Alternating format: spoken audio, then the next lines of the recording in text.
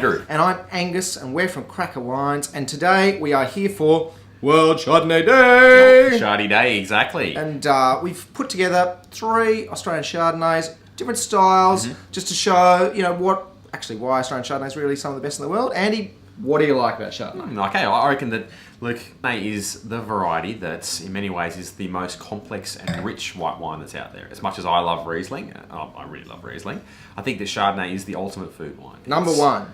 Yeah. Number one white wine, no doubt. Yeah. Look, as far as complexity, richness, and interest. I think Riesling's beautiful and pure, but the funkiness of a barrel fermented wild yeast Chardonnay just is another level.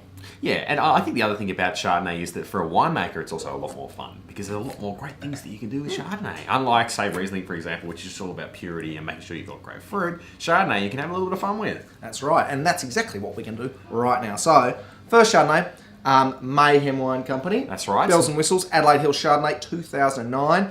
Wine that neither of us have seen before. No, we definitely have. And some lovely packaging on this one too. So this is a single vineyard Adelaide Hill Chardonnay. And I suppose it's from a brand new sort of operation, and yeah, it's quite an interesting wine. I think pretty good effort. There is certainly a fair whack of oak on there, which a lot of people want in their Chardonnay, but it's also got some freshness and some length to it. It's actually building a bit in the glass, getting a bit better in the glass, I think, which that's really the sign of a good wine.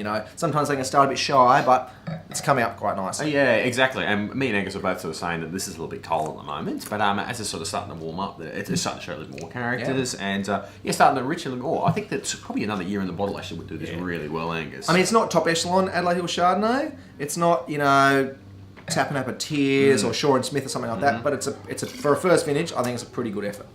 Yeah, exactly right. So this retails for about $30. So wine number 2 is a fascinating wine actually. It's Marchand and Birch Parongarups. Where the hell are the Parongarups? Okay. So have you been to the Parongarups? I have been to the Parongarups. Did you get lost? No, I actually climbed the rock, which is Castle Rock, which is the main feature of Parongarups. And the Parongarups, essentially, if you go directly north from Albany, you end up with the Parongarups. Big, massive bit of rock that comes up there. But also the deep south of WA. So deep south. Interesting thing about Parongarups is, as opposed to Margaret River, where the weather comes from the west, Parongarups, weather comes from Antarctica. It sure does. It's cold. It's really cold. It's Riesling, damn cold. Chardonnay, really interesting wines. This is also made by Burgundian superstar Pascal Marchand. So it's a fascinating combination of a bit of old school French kind of winemaking meets kind of Jeff Birch, Howard Park kind of vibrance. Yeah, exactly. And look, I've got to say straight off that I really like this wine. I think that it has a combination of this beautiful purity and as well as having that same